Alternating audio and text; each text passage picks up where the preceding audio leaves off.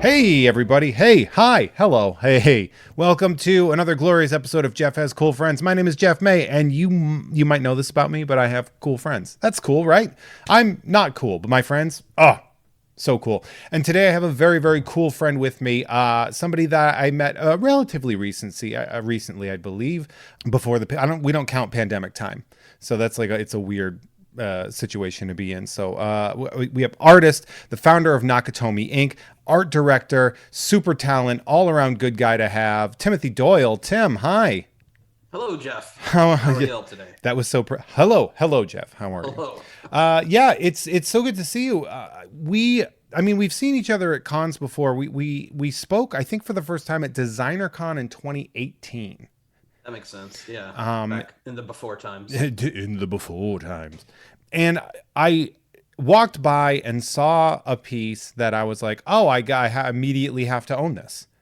And then we ended up talking and we realized that we have a bunch of friends that are similar, a bunch of the same friends.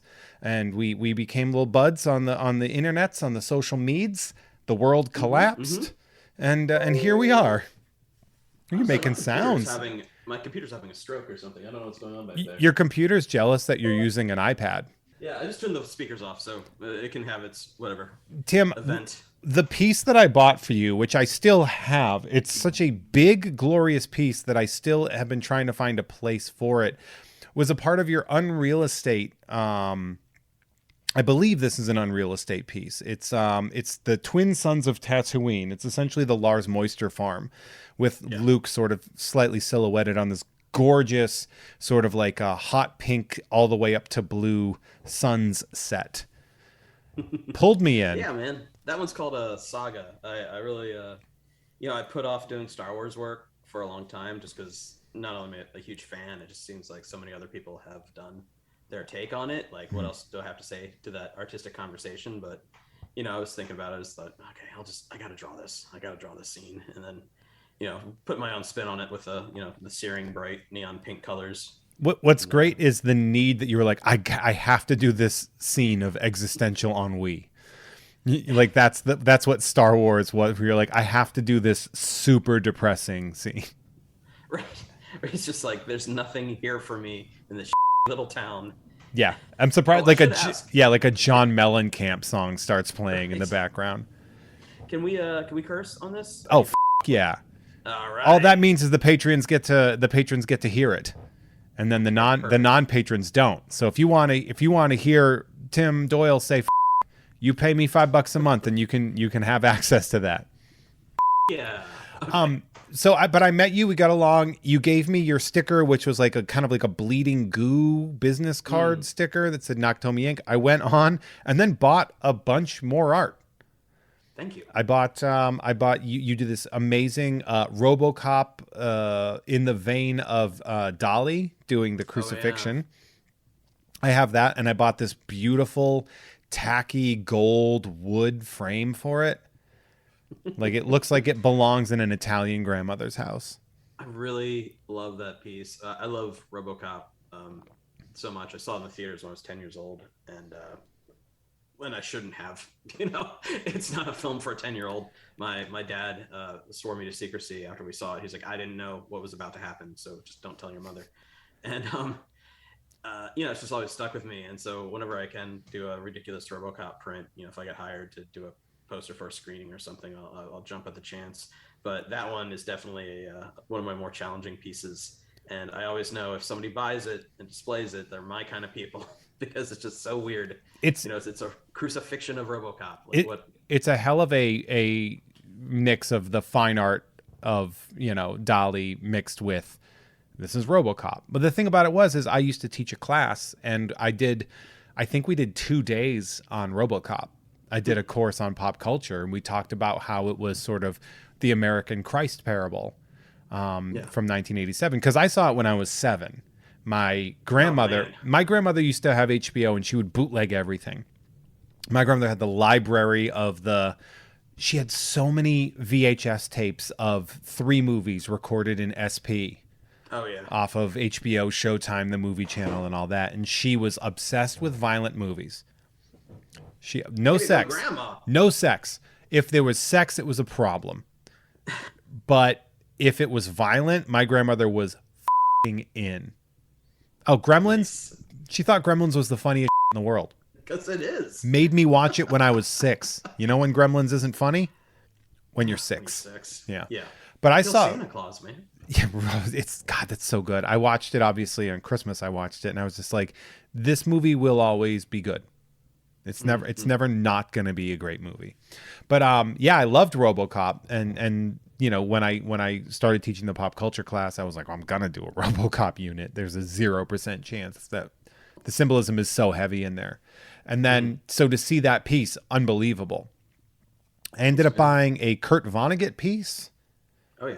that you had done for somebody that as a gift for somebody who I had was in the middle of having a falling out for, and with it's fine. It was an ex that we were trying to build a podcast together even after we had broken up and trying to maintain good vibes. And so I got that for Christmas, and it was just received very poorly. So the quote, "You've got to be kind," was more like you imploring her to be kind, not as like a general like life lesson. It's like, please be kind. It didn't go well. Not gonna lie, but I did.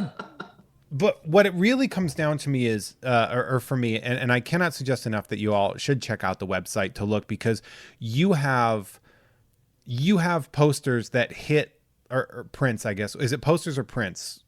You know, it's kind of a BS distinction. You know, like it sounds more artistic if you say prints, but they're handmade posters. Fair. You know, Fair enough. It comes out of the gig poster, the music poster community, is how all this started. So for me, I'm fine with the term poster. You cover so many of my different interests that it was like one of those things where it's like, oh, I have to love this person. Like I have to really enjoy it. Like, but like even stuff like when I started boxing, I was forced, my boxing coach made me listen to electronic music. Oh, nice. Because I had to have dance music for the rhythmic beat and everything like that. So I listened to a lot of Daft Punk. And you have one of my favorite pieces of Daft Punk art I've ever seen. Thanks, man. Yeah, I was hired to do that by the Flood Gallery in London, because the guy who owns the Flood Gallery owns like the last CD duplication business in the UK. So they do all these like music related events, and so they hired me to do that. And that poster's been just a juggernaut. It just keeps selling. It's amazing. So like, okay, so that poster keeps selling, because there are questions I was gonna have later on in the podcast, sure. But like I can circle back to that. So let's say you have a print like that you do as a commission, but then it is still your property. Is that right? I still own the copyright on the artwork. So this thing, it basically is just, you make this print and then it just keeps on selling. So it's kind of like just income keeps coming in even after you got paid to make the art in the first place. Yeah, there's a few different ways. Like when I'm hired by Metallica to do posters, there's an agreement that, we'll produce these many posters, we get this many, you get that many, and then that artwork cannot be reprinted with Metallica's logo on it. Now, if I wanted to, I could just take the art, strip the logos off, and print it as an art print afterwards. Mm-hmm. But it would have to be distinctly different. Whereas my agreement with the gallery for the Daft Punk poster is a separate deal. And they continually buy it from me too. They wholesale it from me constantly. Oh, great. So they sell it, I sell it, people get posters, everybody's happy. Yeah, there's definitely and this might be a later discussion, but there's definitely like, I burned bridges with some collectors because they wanted to have just super limited edition stuff. Whereas I was like, well, I want to keep my stuff in print because people want to keep buying it, and that's how I feed my children. Yeah, so I'm going to keep printing this. There's definitely that sort of mix on like the people that keep those runs very limited and sort of burn. I guess it's either you burn print runs or you burn bridges. Right. Like, which one do you want to do? But yeah. You are, aside from being an artist, you are a business person. You are a person that you are, and we can talk about this. You are one of the founders of Mondo, which has become this. You're like one of the first people that did a print for Mondo, right? It's like, tell me about that. So I used to run a small chain of comic book stores here in town in Austin. I'm in Austin, Texas. So I ran three comic book shops, and me and the owner had a falling out What was because he the was. shop called? Well, there's three of them. They had three different names. There was one called Funny Papers. There was one called First Federal Comics, which a lot of people thought was a bank. Fair. Like First Federal. The logo was Mm-hmm. anyway. Not my idea. And then the third one we owned was Thor's Hammer, and it was fun. It was educational. It was like small business boot camp. Mm-hmm. I learned so much so fast. It's just I had this 400-pound gorilla of a boss on my back, even though I was the operations manager. And so one day I just quit. And I called my friend Henry Mazza, who worked at the Alamo Draft House, and he was just started doing programming over there. I said, I need a job. So they threw me in, and I was a cook and a waiter and all that for a while, and for about 6 months. And then they said, hey, we're opening up this t-shirt shop. But the manager we had just left. So they'd only been open for a few months, but you have retail management. Would you like to run it? So I said, yes. I just, I interviewed, and they're like, okay, this is yours now, figure it out. And it was just this tiny little closet of a space at the original location for the Alamo Draft House. And it was essentially just an iron-on t-shirt shop. So in Canada, there's this company called Bang On, and they're Bang On tees, and they're just iron-ons. They just bang it on a t-shirt. And so that's what we were doing. And whenever they would have merchandise needs, they would run it. Whenever the Alamo would have merchandise needs, they'd run it through Mondo. So there were a few posters that were already made when I got hired on, maybe like 4 or 5. And I was like, these look so cool. Like, who did these? Can we do this more?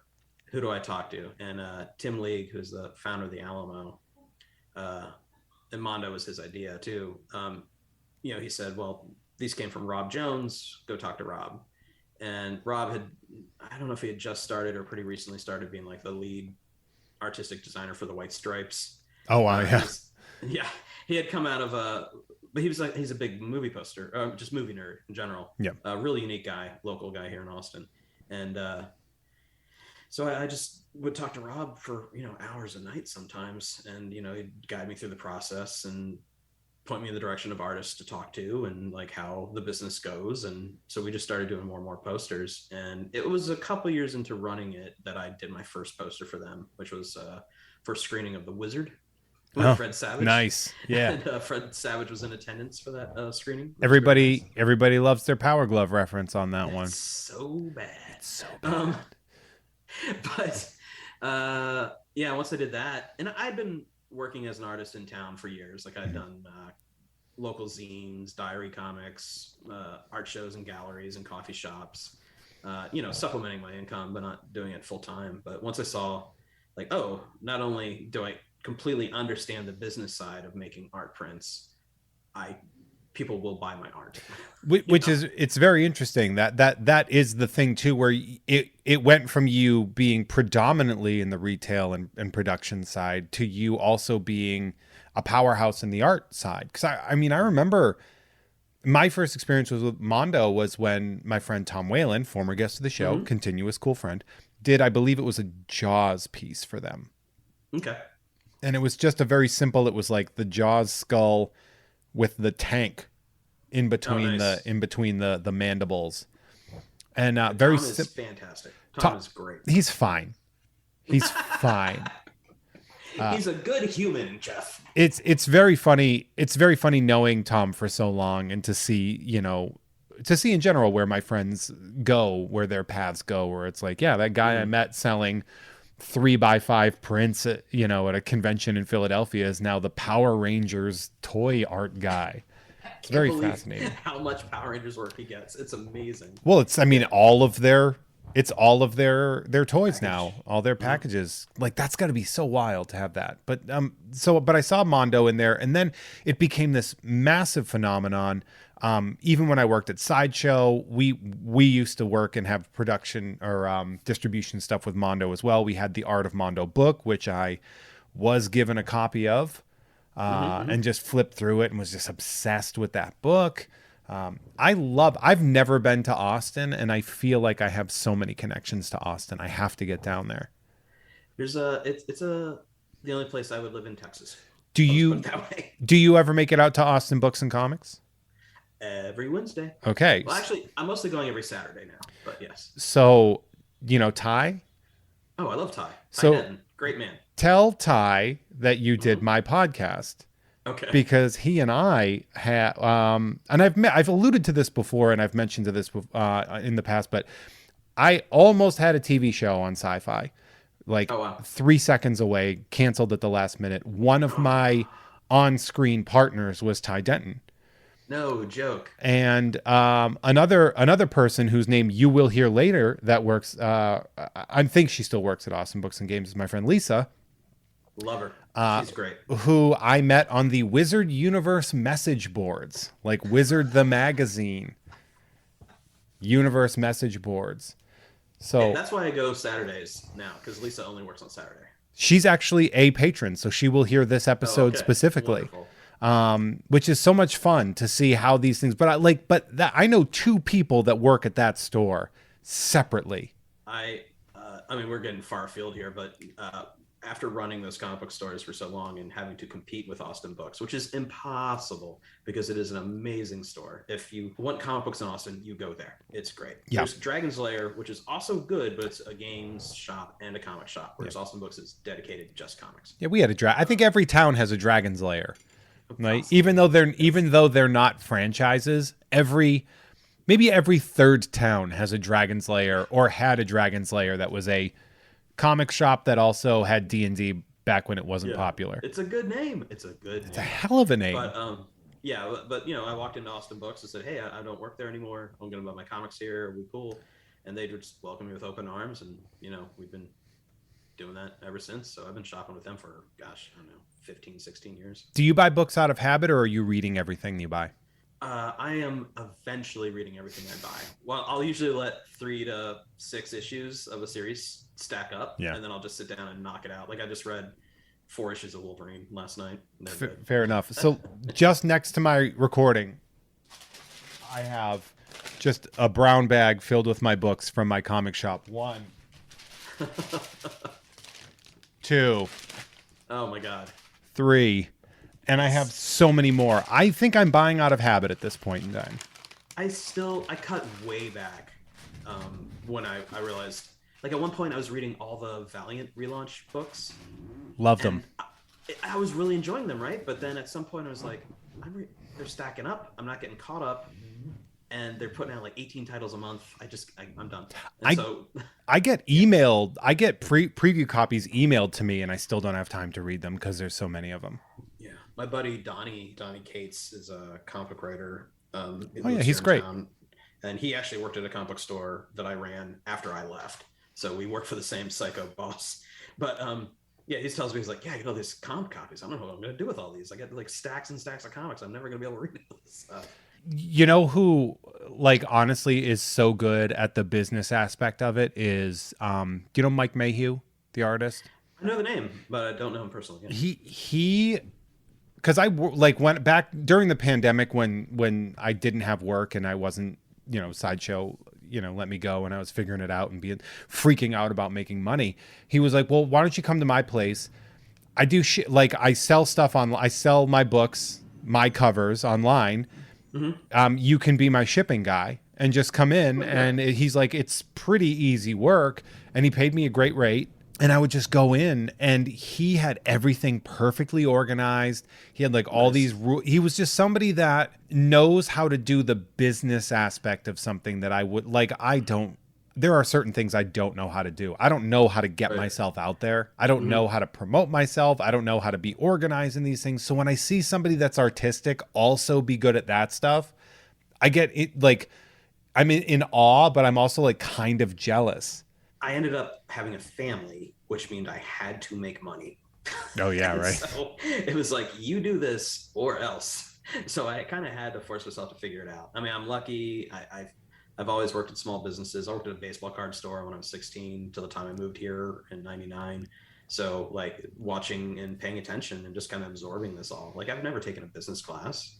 I've barely graduated high school, but it's know how to what do I wanted to do, and I just do it. So it is weird to me the skills that I've developed where they're useful when I'm given a platform, but if I have to go and get myself a platform, it's so hard. Like I have a hard time figuring out how to get that stuff. My brain is weird, and that's all well and good. And I'm sure that if I was thrown into like having a family, that baptism by fire would be pretty quick. Oh yeah. Are Yeah, you? Did you work at a sports card store because you liked sports cards, or did you do it because you had a job in the collectibles market? they also sold comic books. Yeah, That was there why it is. I was there. I was the comic book guy, but I learned an awful lot about sports, but only through the rubric of baseball cards. Mm-hmm. So like, I'm like, oh yeah, Mark McGwire, his rookie card is 1985 tops, and like I'll know that, but I don't know his stats. I Yeah, never right. watched a baseball game in my life. Like, You don't even like sports. Hey, that's the name of a different podcast that I do. but I am fascinated by the business of sports. But I just I don't have that gene or whatever. What comics are the ones like? What are some of your all time favorite comics?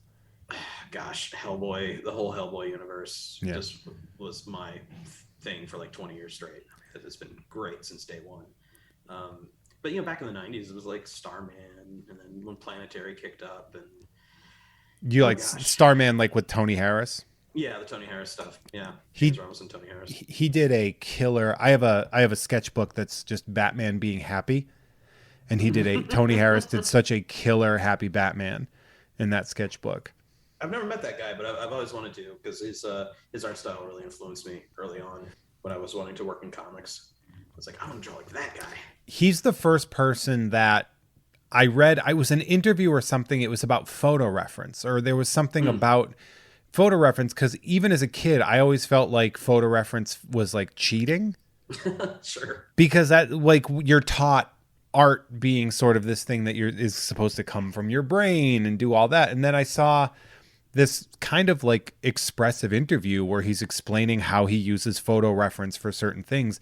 And it all of a sudden clicked where I was like, oh, that's just artists using the tools that they have. Everybody uses photo references. There's some guys like I mean, I'll probably be surprised, and he actually does. But somebody like Mike Allred has worked out the human figure in his mind to such a perfect working model that he probably doesn't need a photo reference to draw like people. But I'm sure, you know, like, oh, I got to draw a 1965, you know, Chevy or something like that. You got to pull a photo reference. Yeah. Like, that's not coming out of your head.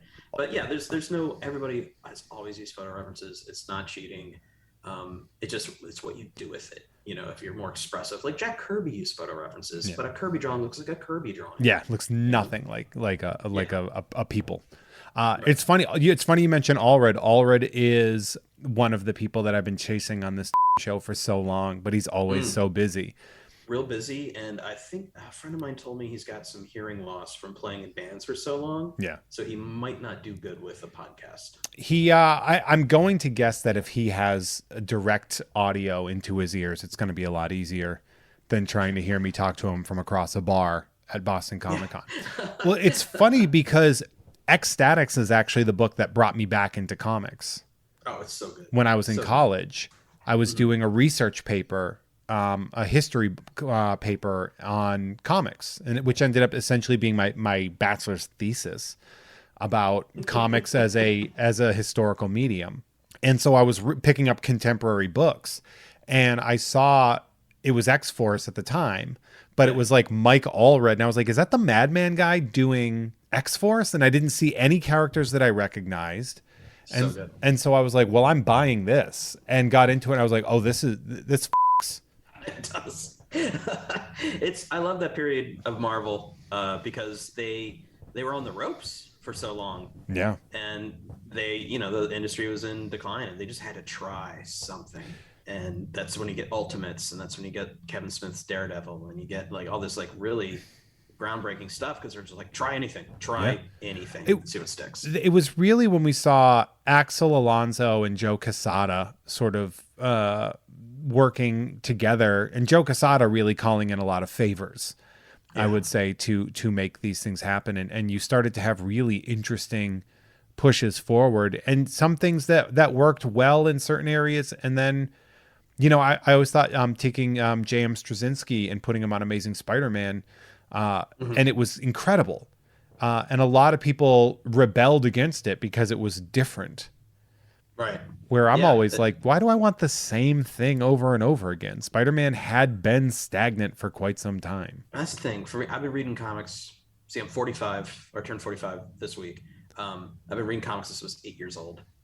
I don't want to read comics for me. I want to read the new stuff. I want to read something different and challenging. And I've as a straight white male, I have had so much media marketed at me and made for me for so long that echo chamber is it's too much. So when I see like a fresh new voice or like an interesting take or change stuff up, I'm like, hell yeah, like let's do this because I have 40 years of the last thing. Let's try something new. It is really interesting too. I have the Ecstatics Omnibus right Mm-hmm. behind me. I have, aside from my Happy Batman sketchbook, I have an Ecstatic sketchbook. Oh, nice.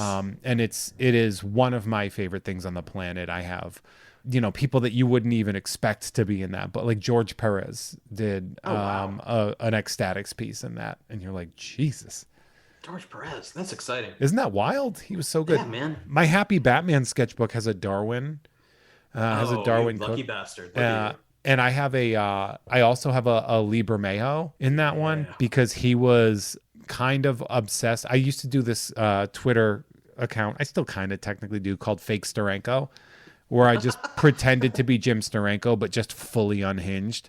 I mean, his regular Twitter feed is kind of unhinged, right? Yeah, but not in a good way. No, I no. we I started it with my friend. My friend Dan Mahoney and I came up with an idea of making Fake Steranko, and we stuck with it for a couple months. And then he was like, "Yeah, I'm bored. I have a family."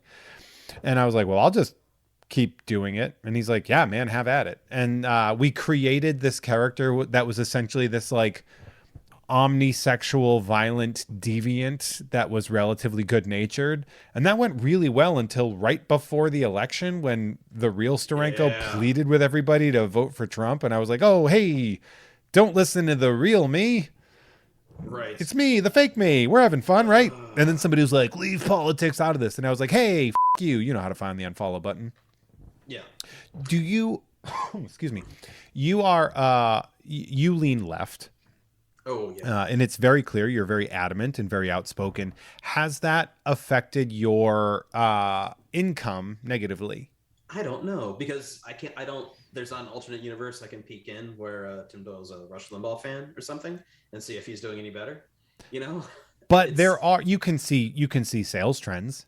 I mean, my sales go up almost every year. Well, then that's the Yeah. answer. And if they Yeah. reach that, if they increase at a steady rate, then you know your answer. Yeah, they even during the pandemic when it first kicked off, our in-person sales dropped off, but my web sales went way up. I was like, oh gosh, like we were going to be able to make it through this mess. It's funny, So collectibles were like the one industry that did phenomenally well. yeah, everybody's stuck at home, want to finish that collection, right? Well, and their expenses dropped. You got to Yeah, remember, people got stimulus checks. A lot of people still were working, and they weren't having to pay. So, like, you weren't going out to eat, you weren't paying for gas. So yeah, people found themselves with more disposable income. I think that's what happened. I finished my Iron Man collection. I have every issue of Iron Man from his first appearance to last month. Really? He's my favorite character, always has been. And he always has been. Who are your favorite Iron Man artists? Oh, Bob Layton with the David Michelini run there Mm-hmm. from the '80s is like when I started reading, Yeah. and I was like, yes, this is my guy. John Romita Jr. had a nice run. Anything he touches is great. My buddy Dave Marquez got to draw Iron Man for a little while. Not my favorite armor, but it was like, oh, my friend's drawing Iron Man. What the what? And then of course Don Heck, and anytime Jack Kirby would pop over, pick up an Yeah. issue here and there. I knew Paul Ryan. Oh wow, And he was one of the nicest guys. Paul Ryan, the artist, folks, not Paul Ryan, yes, the evil former senator. Um, the most patient man I've ever met. He used to come into That's Entertainment, which is the comic book store that I used to work at in Worcester, Massachusetts. Very nice man. He told this incredible story about his like blood feud with John Byrne. Be- because Byrne would send a script that was 8 pages of fighting. okay, And then Paul would be like, okay, but how do you want this? And he was just like, just do it. And Paul would be like, you're not writing the book. you're having me write your book. Like I'm doing all the work here. Like you kind of got like, why am I not getting writer credit? And they got into like Yeah. this huge thing where because he was literally putting in, scripts where it was like 2 pages of actual script, and the most of it was just like, and then draw a fight that lasts 11 pages. And Paul, That's being lazy. They think it's the Marvel method. They're like, oh, Stan just let Jack Kirby run wild. It's like, yeah, he did, but it's not a good working environment. It wasn't. yeah, it was like that. It's like, yeah, have you ever heard about the other things that happened to those artists in the 60s and 70s? Ask Steve Ditko. Ask Steve Ditko how happy he was with that method. Right. What's funny is whenever on Sideshow, whenever they would hand me a script where we would talk about Stan Lee and we'd talk about how he created stuff, I always changed the script to say co-created. Yeah, as you should. And they were like, hey, you read that line a little differently. And I was like, that's because he's not the creator, he's the co-creator. And that's a very important thing. And so I was really, even when I was going on, things where lots of people were seeing me, I was like, no, I'm going to do it the right way. Yeah. It's funny. I mean, without Stan, would Marblehead work? Probably not. But that doesn't mean it excuses how the artist got taken advantage of. Of course, yeah. He was the company guy, and sometimes he had to be because he had to keep his job. I liked him. I got along with him very well. I feel like he had a very unfortunate finish with a lot of very greedy and ugly people. And at the same time, I do not deny that he wasn't a saint. Yeah. In our world. Yeah. It's just he became the face of management, but the actual management never got a bullpen bulletin or whatever. That you didn't know their name, so you couldn't shout at Marty Goodman or whatever. Yeah. It is really funny that when Jack Kirby shifted over to DC, he created a Stan character. Yes. Was it like love that Funky Flash Feldman Funky or Flashman? Funky Flashman, and it was Stan. It was just so funny. Funky's still around. He was just in that Mr. Miracle. He sure was. Yes. Beautiful, but Tom King and Mitch Gerads. Yes. Such an incredible book. That's right behind me too. I have so many graphic novels behind me. I know most of you can't see this, but there's kind of amazing. It's about 1,000 of them total when all is said and done, because they're all over here and everything like that. I'm seeing blankets down there. I think everybody by law has to have blankets. Yes, it's required. Yeah, blankets is one of those things that when you are 23 years old, you have to buy a copy of blankets so you can let people know that you're deep. If you're sensitive. Yeah. So then people don't flip through the James Kochalka books that you picked up, and everyone's just like, "This is filthy," and you're like, "Yeah, isn't it funny?" Super fuckers. Super fuckers is so good. Super fuckers and Fancy Froglin's Sexy Forest. Oh yeah. Which. That's such a like a wild book to have. I'll read his Peanut Butter and Jeremy books to my kids when they're little. I love Peanut Butter and Jeremy so much. Peanut Butter and Jeremy is just such a wholesome and adorable book. I really do love that. Hey Tim, I don't know if you knew this, but if somebody heads on over, and if people are listening on the Patreon, thank you. But if you head on over to patreon.com/JeffMay, you can get early and uncensored episodes of shows like this, as well as access to Ugh Fine with me and Kim Crawl, as well as other shows coming out. If you sign up for the $10 a month producer thing, I will say your name out loud on this show. And Tim, that's what I'm about to do. And you can react and comment on these names however you want. How exciting is that? So exciting. I'll refrain from insulting anybody. Oh, you can do that. Screw them. Screw these pigs. You do whatever. They gave me their money. It's fine. So I would like to shout out these producers at patreon.com/JeffMay on the $10 a month producer tier. Shout out to Cronenberger Meisterberger. Shout out to It Was Me, Jeff. I've been giving you $10 a month since the beginning so you could afford more gas station Pop-Tarts, keeping you sluggish. Just slow enough for me to steal Christmas. That one name attacks like 6 parts of my personality. That guy really went at you with his name. It was me, Barry. You know that. You've seen that video, right? Oh gosh, I guess not. It was me. I went back in time and jerked you off when you kissed your first girlfriend, so... That's right. Yeah, okay. Classic video meme. Love it. But I love gas station Pop-Tarts. It is my favorite road trip food. And then I'm also a huge Christmas fan. Shout out to Tony Stewart Killed a Guy is a t-shirt you could make for remarkably cheap on the internet. That is true. I do a show called that's the show. I do a show called You Don't Even Like Sports, and Tony Stewart, the NASCAR racer, killed a guy. Okay. On the track. Real fun stuff. Shout out and happy birthday to L. This episode is being recorded on my birthday, Seldo. Shout out to Erin Meyer, Jolly Buckaroo, and The Last Yeehaw, the ghost of Dave Thomas. Oh, cool. So Jeff will say anything I write here? I sure will. Shout out to the Digital Phil. Shout out to I Didn't Kill My Wife. Silius Ruby. Jessica. Yeah, that's fun, right? Jessica Robertson. Lisa Harden. Who's the master? Show Nuff. Alternate name, Bruce Leroy. You get them both, buddy. Hey, how about that? You get a steal. Kelly says, get your booster, you gaslighting dip turds. Mm-hmm. Children love the meat Millie. Hey, can I borrow your copy of The Iron Giant? It's a reference to something we used to do in the Unpopular Opinion podcast, where we would randomly have people ask random people on Twitter to borrow their copy of The Iron Giant, and they would all react very differently. Okay. When you're Jay Moore and all of a sudden 75 people ask to borrow your copy of The Iron Giant on DVD, it makes it interesting. Did Jay have any idea what was happening?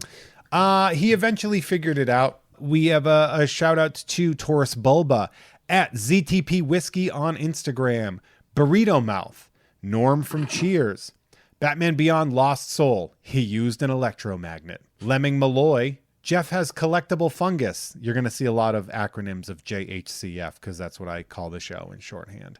Instagram and Twitter's at Bob_of_skull. Mackenzie, Sisyphus may be happy, but he's into CrossFit, so f*** him. Chill. I'm never going to have a history podcast, you little so stop asking. People ask me to do a history podcast all the time. Okay, gotcha. Shout out to Big Booty Boy, 42069. Shout out to the most well-prepared dead guy. Jumping rope, still a sport. Jeff not liking it, still a fact. That's so wrong. It's like the one thing I do really well. I was a boxer, for God's sake, you lying. Yeah, I guess you have to. You lying name son of a shout out to the big bad bollock, Jennifer Fendelander at AV Foundry, Patrick Dorr, Bart Fartigan, a better Steven apparently, Huey, Nerd Numbers, at Vagina Sideburns. That always makes me feel uncomfortable saying that name, but that is a great way to do it. You shout your Twitter handles out there. Why not? Let's get people to follow each other. Andrew, I put producer on my resume, McGuire. Rudy, jerks hate cool films, Rueda. Jeff hates competitive fun. See, there's a lot of them. Shout out to Goji, who I also met on the Wizard Universe message boards. Gregarious Gregorio. Kool-Aid Molotov is ready for the revolution. Jared Wan. I always forget. Rowan. I'm sorry, Jared. You can message me, DM me in the Patreon. I'll fix that. Bartholomew Martinez, the fartiest of Martys. Funky J. Show me in the rules where it says a dog can't play basketball. Gray man of the nightmare potluck. Everyone is welcome at the table. Jeff uses Deep Blue Sea memes to break bad news. I absolutely informed a few people that Betty White died by making a Deep Blue Sea meme. Oh, wow. Okay. Bastard. Why? Because I misused Deep Blue Sea? I used it for evil? Are you a fan of that movie? Did you see that? I think I saw it in the theaters so long ago. I saw it in the theaters right around when debit cards were new. And so my brother had a debit card and we used to go use the credit card machine, but he would never get charged. Oh, what? So we would just go see movies for free for like 3 years. Okay. I saw Deep Blue Sea probably 5 times in the theater. You might be the only one. Yeah, well, it's very stupid. Shout out to Tyler Wilgus, Asking 7, Kimball, the Casual Frankenstein, Earl of Slander, Steven, Mr. Billy Beck, Cody Beck. Can I just say, by the way, that a married couple, each being producers on my show, is so dope. They could share the Patreon. They don't. Shout out to Mike Gouts. Shout out to Just Pivo. Ooh, Dr. DNA. Dr. Video. 2 doctors in a row. Thank you to that scene in Meet Joe Black where Brad Pitt dies. Okay, that is a great scene. So good. And also a generous scene, giving me $10 a Yes. month. And finally, I saved the most apropos for last. Shout out to Lisa McCarty at Comics Book Girl, comics with an X and girl with a U. Lisa McCarty, that we both know, so that's fitting. Yes. And again, thank you so much. And if you want to have me say your name out there, you can head over to patreon.com/Jeff May. You can sign up for the $10 producer tier. And everybody wins. And by everybody, I mean specifically me, and then maybe you if you like it when I say your name. This is how you win. Yeah. You were doing it. This is my uncut gems. I say, this is how I Yes. win. And it's just me showing you the $10 producer tier. Speaking of the casual Frankenstein, Bernie Wrightson, it seems like you are very much active in his estate.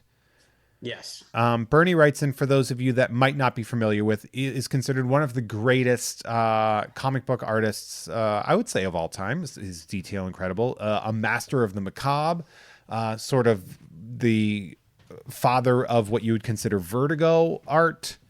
And his Frankenstein is, of course, considered a seminal masterpiece of graphic storytelling. One of the most amazing illustrated books of all time. It's just beautiful. In one of the in the painting room at Sideshow, because they were one of their first pieces of all time was a Bernie Wrightson co-production where they did the Frankenstein scene.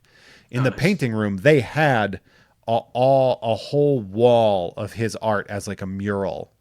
Oh hell yeah! Like I guess wallpapered on or something like that. It was rad as hell. How did that come about? So skipping ahead in my story, so we're running Nakatomi. I leave Mondo in 2009 to start my own company. That's a very short explanation for a detailed story, but and I started doing comic conventions. And my buddy Nick Darrington, who I knew from Plano, we both grew up in Plano, Texas.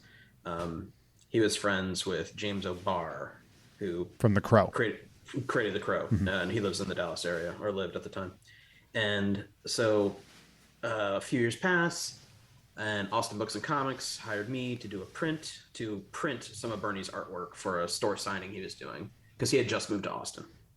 And so I show up to the signing with the prints. I get talking to Bernie, and I casually mention that I'm friends with James O'Barr, and he's like, "Oh, I'm friends with James."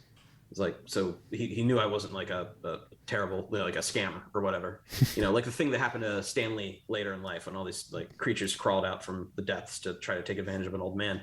So we set up a meeting, after breaking the ice by being like, "Hey, I know this guy. You can check my references. I'm not a serial killer." And so, Which your references aren't going to say if you are. They're the ones I haven't killed yet. So we set up a meeting, and over coffee, me, him, and his wife got to know each other, and we talked, and said, "I'd like to publish your prints, get them out there," because he didn't have a publisher at the time for art prints. And it had to be 2017, maybe? No, earlier than that. Sorry, it's got to be. Well, yeah, 2012. I was going to say it would have to be a lot earlier than that, right? Yeah, a lot because he died in 2017. I think it might have been 2012. So, got to work with him and his wife and publish art prints, and did a Kickstarter for Cycle the Werewolf stuff, and then the poor guy had a stroke, and shortly after that Kickstarter wrapped up, he passed, and it was really hard because I didn't get to spend enough time with the guy. Like I'd go over there for dinner, and hang out and just talk, and he was just a really great guy. His wife was amazing and generous person, and kind of all got to know each other. And then just a few years into that, and then he's gone, and it was like, damn it. But I talked to Liz and Bernie before he passed away. It was like, yeah, like we were going to keep these rolling as long as you want us to keep printing them. And just managed to keep it going. And the royalty that would normally go to Bernie now goes to Liz. So we split everything with them 50-50. So it's not like a traditional licensing agreement where you normally kick up 15% or something to IP holder. Like we do everything 50-50 with Liz Wrightson. And we taken over all his social media with care to try Yeah, I was to, going to say you know, that's keep got to be him. really stressful in a way to do that. It can be, but mostly just people want to see his art, so we just post the art. But it is kind of sad. We'll get messages. They're like, "Hey, Bernie, I love your work. Can you do a commission?" And I'm like, "Bernie Wrightson passed away in 2017. Sorry." Yeah. But it's weird because you say in the bio or whatever, like, this is the estate of Bernie Wrightson, without saying like, and he's dead, so why he can't do commissions, buddy. Um, but yeah, no, it's been nice kind of being the steward of that. His online legacy, at least, because we run the Twitter account, the Instagram account, and the Facebook account under the direction of Liz. So she's pretty hands off, but it's all done with the knowledge that at any point she could ask for it all back, and somebody else comes along that she'd rather work with. But it's been mutually beneficial now for a very long time. I would say that the odds of you guys losing that partnership is probably most likely not going to happen, because I can't imagine anybody giving a better deal to that. And I think a great reason as to why you can both like continue having a business and making an optimal amount of money while Yeah, maintaining a friendship with somebody that is dear to your heart. and I'm in a good spot because not only do I own Nakatomi, I own a print shop where we do all the printing as well.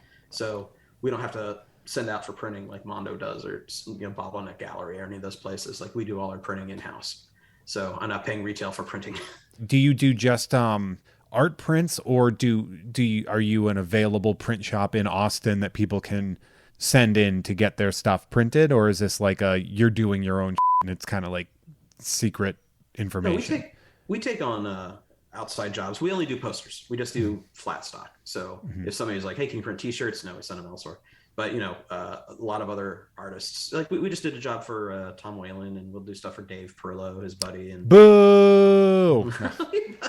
booing Dave. Dave He's a Perillo. sweetheart. Well, the picture of me that you see on social media Oh, is that's Dave, isn't is it? by Dave. Yeah. Oh, that's hilarious. I did not know that. I have another person that I keep trying to nail down, but I can never get him to come on the show, which is weird because he's so lazy. He never does anything. Who are we talking about? Dave. Oh, okay. I, Oh, I've, wow. I've known Tom and Dave for almost 15 years now, over 15 years. Get Dave on the show. I want to hear. I've heard Tom talk. I Yeah, want to Tom's hear. Dave's the best. The last time I saw Dave was last summer. I was home visiting my family in Massachusetts, and he happened to be in Rhode Island. So I ended up meeting up with him at the Providence Place Mall. We went to the mall in Rhode Island, and boy, that we just mostly talked about I Think You Should Leave. Oh man, We that just show. threw jokes at each other from I Think You Should Leave for, we walked around and stuff. The time I saw him before that, I was doing a stand-up show in Philadelphia with Valerie Tossi, my most recent guest on the show. Oh, And in the audience was Tom Whalen, Dave mm, Perillo, Scott Derby, Ian Globinger, mm. Koi Pham. Jeez. I mean, it was essentially just like an artist's alley. It was there, like if you were at that show with a sketchbook, you would have Right. gone crazy, That's because it was hilarious. just the art talent in that audience was unbelievable. Nice. But so, But yeah, so to answer the question, yeah, we do take on. So do you know the artist Chris Cooper? of He does course, this, yeah, like, yeah. sexy devil He actually, I girls. think he lives right near me. He lives in like Burbank, I think. He lives in Austin. Oh, he does live For a in while Austin. now. Okay. Well, But we print. for some reason, I know because he was a big follower of Fake Steranko, and I used to see him post a bunch of stuff from Burbank. So Oh, maybe okay. I misread that. Well, no, he moved here within the last couple of years. Okay. Yeah, but yeah, I met him at Designer Con actually for the first time. But we've been printing his prints for a while now, for a couple of years. That's So awesome. everything he sells, we produce when it comes to the screen print and posters. Yeah, so there's a tight group of artists I like to print for because they set up their files correctly, they know what they're doing, and they have reasonable expectations for screen printing, which is a hand-done process. But you get a lot of first-time artists or some crazy perfectionists who don't understand screen printing is a hand-done process. Each print is going to be a little bit different than the last one. Mhm. And if you want perfection, you want a giclée. Like, so some first time people, like, they're just like, what? No, you got this wrong. I'm like, well, you set up your file wrong, buddy. Like, that's not on me. Yeah. You sent me the blueprint. I built it. If there's a G- problem with the building, it's the blueprint. I have a question. A giclée, Hmm. is that laser done or something? I always forget because most of the giclées I see are on canvas. I think it's French for inkjet. It's an inkjet. It's a really nice. The prints are incredible, Yeah. but it is a digital process where you just once you get all the color levels dialed in Mm-hmm. and your file correct, and you just hit print, and it goes, and the last one's going to look exactly the same as the first one. So One of the things I did notice about Nakatomi when I was scrolling through the social media was that you do, and it seems like all the people that you are doing the prints of that I know of are just good people, which I know that's a stupid thing to say in a way, but I also know some artists that are complete pricks. yes. There are plenty, but I saw like right in a row, I saw you did Tom Whalen and Peter Santamaria. Peter is Attack amazing. Peter, two former guests of the other show, two future guests on this show. I could guarantee, and so seeing that and seeing these worlds sort of connect and mix to each other is really fascinating. From like that, from not being an artist or being, I guess, a different type of artist, from being an audio artist. God, that Yeah, sounded so pretentious. audio artist. Well, That's a that's what I do. I do art, but it's you can't put it on a wall. So right. No, I agree. Owning my own company, I get to choose who I work with and what I do, what gigs we take, and what we don't. So if I like somebody's work and they're a nice person, I will hire them time and time again. Peter Santamaria was somebody who was suggested to me by Tom. I believe Tom Whalen suggested mhm. Peter. And I reached out and was like, "Hey, Tom Whalen said," and he's like, "Yes, I'll do Ultraman." Just like came right Oh through yeah, the he's like a screen. huge kaiju Yeah, guy. yeah, and I was really happy with that working relationship. And man, his stuff keeps blowing up. He just had an art show at Spoke Art, which is a gallery I work with a lot out in San Francisco. And man, his stuff's just fantastic. Well, his stuff is so unique because Yes, he's nobody doing else's artwork looks like his. he's doing Yeah, linoleum printing. I mean, I met him at Sideshow doing an interview, and like once we cut, he's just like, we should be best friends because we just got along really well. And he ended up, it was so weird because he had done a limited print run. And so his way of, quote, breaking the mold was him saying to Sideshow, he was like, here, you can, I think he gave away the linoleum sure, for one of his prints. And he was just like, as awesome. long as you promise not to reproduce my art, you can win this. And it was so cool. I don't know what they did. They probably kept it. Yeah. I know some woodblock artists, what they'll do is they'll put a big like cross mark across it, like they'll gouge a line across it to where it's like, okay, this you can no longer print from this, but here's this art Yeah. object, Yeah. essentially. But yeah, I can't imagine. I have a hard enough time just drawing a print. I can't imagine like drawing it and carving it. Yeah. Finding out that like how to make the raised versions of it. It's wild to Yeah. me. I have, one of the things is too, is I collect, if I like a person, I will like their art more.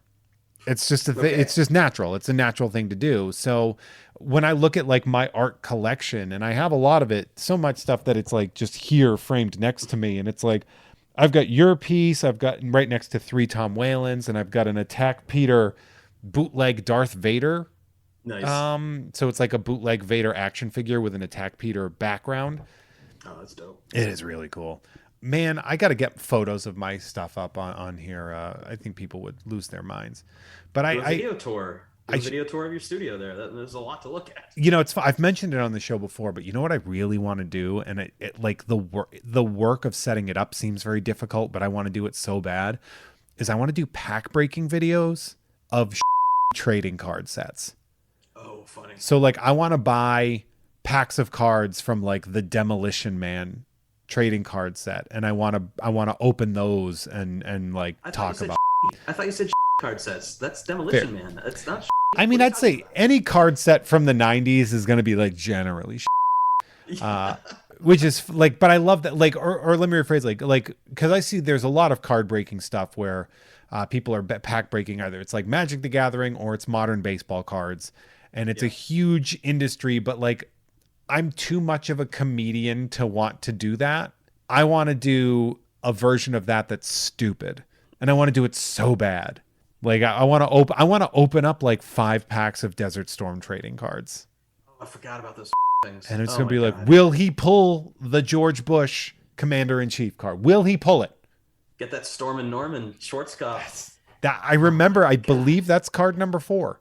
I don't know Oh why I Jesus. remember that, but I remember that number 1 was Bush, and I believe number 3 was Colin Powell. So I'm assuming number 2 was Dan Who Quich. published that? Was that Tops? Who put that thing I out? think it was Tops. It's like the State Department propaganda. That's crazy. Yeah, man, I'm telling you, when you get like, it's weird the that becomes popular during war. Mm-hmm. It seems it might have been Skybox. No, it seems it was Tops. Okay. Tops did them, and then they did 2 series, and then ProSet did a set as well. ProSet Yeah. shifted away from hockey.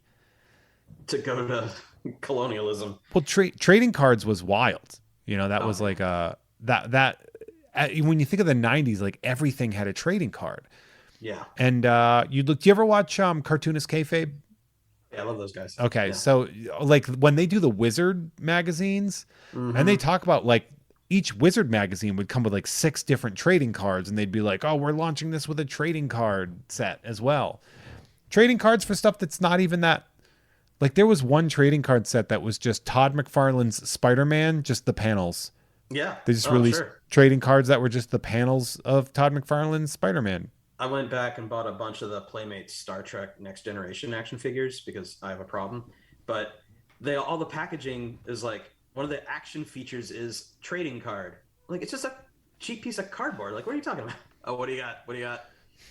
Oh, there you go. I have a From I have a Generations. Beverly Crusher Generations, Mm-hmm. but I also have a loose Beverly Crusher from the Oh actual. man, She's my crush, man. she's yes, so no pun intended, crushable. Yeah, She's amazing. she she might be. I think that she probably molded me very well into like the type of woman that I'm into, where like Mm-hmm. it was just like this incredibly intelligent doctor. I was like, oh, that's hot. As a kid, I was like, well, that's super hot. I want one of those people. Right. She was also just regular, super hot. Yeah, the red hair just Yeah. yeah gets I me. am Yeah. I'm currently finishing up my second pandemic rewatch of The Next Generation. Oh man, it's so good. It's comfort food through your eyes. It's so different than when I saw it as a kid. I'll agree. Yeah, Specifically, there's a couple things. First off, I didn't realize it's as horny as a show as it it is a was. very horny show. It's an aggressively horny show, right? It's so horny where I'm watching it and I'm just like, because I know that the joke now is everyone's like Riker f***s, but now I watch it and I'm like, Jesus, Riker f***s. Like that's a whole thing. He that one episode where he dates the non-binary alien for a Oh little bit and yeah, they fall in love and like she has to go back to her like reassignment, whatever. Tragic, sad episode. But she's like, oh, my species reproduces with these husks. Like, I'm like, did Riker the husk? is he a Like, what huck? is going He's a on husk. here? Yeah. He's a husk. And then when like when Olivia Dabo was a Q Oh yeah, and she's yeah. like, you want and he's like, kinda, but I don't think that's a good idea right now because you could probably like blip out a lot of. It's a bad idea. One time we were Poor doing. Jordy never pulled tail. Jordy doesn't. He does Jordy's not. a He tries. he's a bit of a creep though sometimes. Yeah, he's definitely agree. He made a that's the holodeck version of a woman he wanted. Yes, he fell in love with a holodeck version of a woman that met her later, and she was like, F- "You forever." It's like finding out somebody's been making deep fake porn of you for years, and Right? then you meet them in person. You're like, ah, Yeah, like this makes me super uncomfortable. I've been really enjoying it because I didn't watch The Next Generation for probably 20 years. okay, After it went off, I didn't really watch it. I mean, I saw Generations and like I know about it. I've been connected to it enough. sure. But Star Trek wasn't necessarily my big fandom. So I decided to do a rewatch in the beginning of the pandemic and like the stuff with Data is also like incredible. Like all the Hmm. when you see the motivations behind it, it's so different than when you're a kid and taking everything at face value. For me, it's writing sci-fi on a weekly TV budget in the '90s and having to. You can't blow up the Earth every other episode, and so you have to write small. And I think it gets better stories. You get better stories that way. And as much as I do enjoy watching Star Trek Discovery, it needs to calm the down. It's intense. Well, it's giving. I think Star Trek Discovery is a really good example of seeing how fandoms in general have progressed and what people expect Yeah. out of everything. Because the other thing that people seem to forget is that Star Trek is out of itself supposed to be a little boring sometimes. Right. Like when you look at like the movies and it's like they would talk about all this trade, all these boycotts and trade stuff, and it's sort of like it's the stuff we make fun of episode 1 for Exactly. having, and it's like that's like 30% of Star Trek. Star Trek One gets a bad rap. I think Star Trek: The Motion Picture is a beautiful film. I love it. It's the most Star Trek of those movies because they encounter a godlike being, they solve a problem, the end. Yeah. That's what I want out of Star Trek. I don't need lasers and explosions every 5 seconds. It's so funny. I actually really enjoy the 2009 Star Trek. It's fun. It's a fun I movie. love it. So one of my friends, former guest of the show, Dana Gould, Oh wow, huge Star Trek fan, if you can believe it. that guy? What? Hates it. Absolutely hates it. And so his partner will be texting me or like talking about like give me something to say to piss Dana off. And I should be like, well, you should say that J.J. Abrams finally realized what Gene Roddenberry originally intended with Star Trek. Ugh, rough. And just I'd be like, report back. And just hearing him lose his mind at that idea. Because he's like, that's not Star Trek. You made a Star Wars and you just put Star Trek characters on it. It's But a fun movie. It's just not Star Trek. I would like to add that Star Trek 3, Star Trek Beyond, excuse me. That was so good. The fact that it ends like an 80s music video where the power of rock and roll defeats the enemy, they made that work. Unbelievable. It should be so cringe, but it is just so earnest and epic. And it's a callback to the first film with a Beastie Boys song. With I'm Sabotage. like, damn it. I mean, Simon Pegg wrote it. There's a Yeah. reason it's good. My first ever concert was a Beastie Boys concert. Oh, wow. There you go. Mine was Information Society at a Six Flags over Texas. Of course. Of Yeah. course. Yeah. Mine was the Beastie Boys at the Worcester Centrum Center in Worcester, Massachusetts, August 25th, 1998. First day of senior year. Yeah. You got that burned in. I mean, it was for a couple reasons. For one, I tend to remember dates. That was a big day for me because it was my first day of senior year. It was my first real concert. And I had also just gotten the Korn album with the Todd McFarlane Follow Yes, the I Leader, know. the Follow the Leader Exactly. album. It's a big day for a dip senior in Massachusetts in 1998. That's huge. The first day of school and then going to a concert. My kids get tired after they're cranky little ass right after when I pick them up at school. So I can't imagine going to a concert after. But yeah, I mean, if it was their favorite art, because I mean, the thing is, it wasn't like I went on a lark either. Like I was obsessed with the Beastie Boys Right. because I was a white kid in 1998. As you should be obsessed with Beastie Like Boys. that's exactly that the demographic. that yeah, I was gonna say that's like comes with the demographic of existence. It comes with a Beastie Boys fandom. That's like what band have you seen the most live? Do you know? Ooh, it's either Jonathan Richman or They Might Be Giants or Frank Black playing solo. Nice. They Might Be Giants. They Might Be Giants is probably my favorite band that I unironically love and am annoyed by at the same time. If that makes sense. Like how They cornered the market. I love the Flood album. Yeah. Like Flood, I used to listen to it all the time. And at the same time, I'd be like annoyed by them while loving them. And it's a unique thing that only exists in this one fandom. In this one band. They're still at it. They still put out an album a year. It's they're incredible. Remarkable. My friend Greg, huge fan, and at his place there were two fandoms that he had that were so like uniquely esoteric and wonderful to me. And one was They Might Be Giants, and he had like a bunch of like set lists and stuff on the wall, and then the other one was Brandon Bird, the artist that would make all the like the kind of weird pop culture references, but he's very talented. Okay. Art. He would do like, what if Frasier joined the Fantastic Four? Oh yeah, that guy's. I've seen his stuff. Yeah, Yeah, fantastic. really fun and very unique. But those two things were really, it was really fun seeing those two things all over his wall. Just they might be giants, and then just nobody wants to play Sega with Harrison Ford or something. Oh, that painting is so good. Yeah, Okay, yeah, I know exactly what you're talking so, about. so yeah, you know him. He was Right. a really interesting guest when I had on Sideshow because he wasn't really like outcoming with the way he talked, but he was so fascinated by the world we were in on the tour. It was fun to Nice. see how he would react to that. I don't know why I'm talking about somebody else on your podcast. This is your episode. Um, I'm so boring, Jeff. you I'm are a very boring absolutely person. not, because there's a couple things I wanted to talk about, and Okay. then we're gonna take off. If you're a patron, we're gonna actually have a little bit of bonus conversation on top of that. But what I do want to talk about is you have shifted from beyond just doing art prints and books of art prints, I guess, as well, to something that near and dear to my heart. Very excited about. You took your Unreal Estate and then you turned them into puzzles. Yes, Why?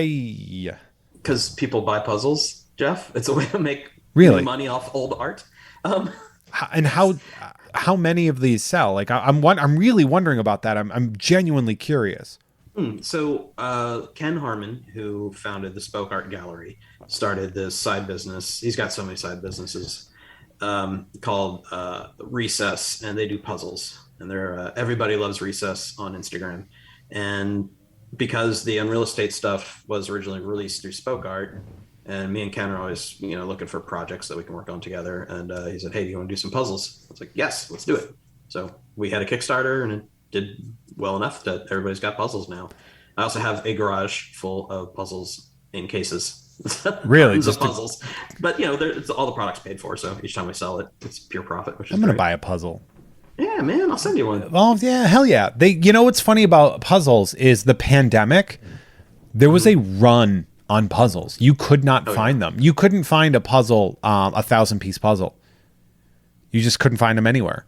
I believe it. I And coloring books, and I started building model kits during the pandemic. Is that what you did? What kind of models did you like to build? Star Trek model kits. That ones that I failed at miserably when I was a child. I was like, I'm gonna beat that Star Trek Voyage Home model kit if it kills me. And I did it. And I'm so happy with it, man. I My love son that. worked on it together. It's great. Oh, I love that a lot. I do like that you can sort of revisit the from your childhood and sort of rebuild that nostalgia, which is ironic because that's one of the things we're going to talk about in our Patreon exclusive stuff. We're going to talk more about nostalgia and revisiting our childhood.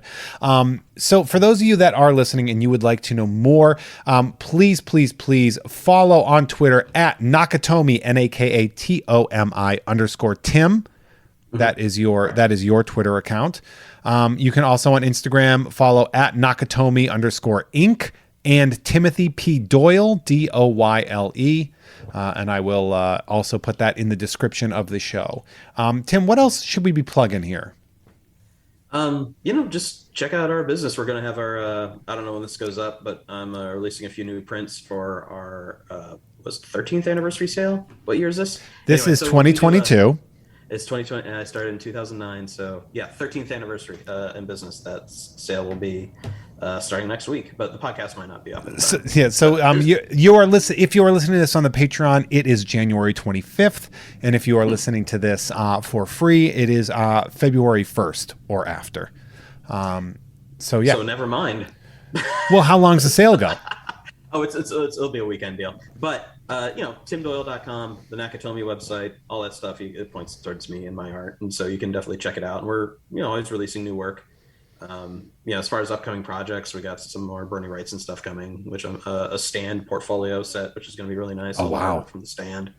So yeah, it's just we're always cooking. You do things. Sales kind of regularly.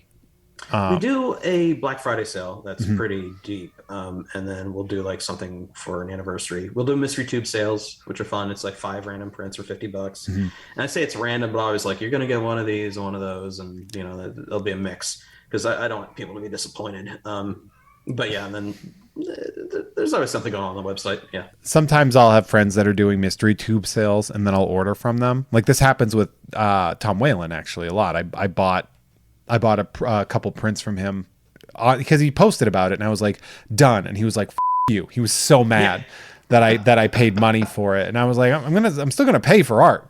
And then ended up cramming a bunch of other shit in there too. Well, I'm lucky that my staff takes. This sounds so bougie. My staff takes care of that for me, so I don't know when friends are buying artwork anymore. Because that used to bug me too. But I'm like, you know what? I can't be involved. If they want to give me money, I'll take it, and I don't need to know about it. Yeah, like I don't see that as ever a problem. Like I've also, not gonna lie, like I've gotten free shit from a lot of my friends enough in the past that it's not gonna kill me to send $40 for a piece of art that I want to give as even as a gift or something like that. I'd feel even more guilty if I'm buying something as a gift and somebody gave it to me for free. I'm like, no, I feel like I kind of by law have to pay for this. Please, can I pay for this? But anyway, so follow Nakatomi and Timothy Doyle on both Twitter and Instagram. Definitely follow that. Check out the website. Guys, get some puzzles, get some prints. Go through that Nakatomi website. I can guarantee you there are going to be 5 things you're going to want to walk away with. So please, definitely check that out. Again, the first time I went on the website, even post DesignerCon, blew my mind. All the stuff that you had that I didn't know you had. Really excited about that. So thank you all for checking out. If you're a patron, stick around because we got more bonus content coming your way. For the rest of you, if you want to get access to that bonus content as well as uncensored early episodes plus bonus podcasts like the monthly Fine with Kim Crawl, you can check out patreon.com/Jeff May. Tim, thank you so much for joining me. Thank you, Jeff. Thank you for having me. So much having you. So great. You're the best. You are all listening. You're the best. Don't forget to like and subscribe and rate us on iTunes or whatever people say. You're great. Thank you very much. Patrons, stick around.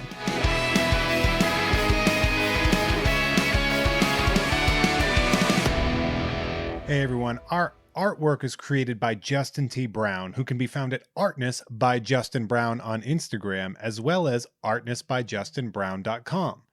That dope music you heard is by Troy Nababon, available at Troy Nababon on Instagram, as well as at troynababon.com. Nababon is spelled Nababan, and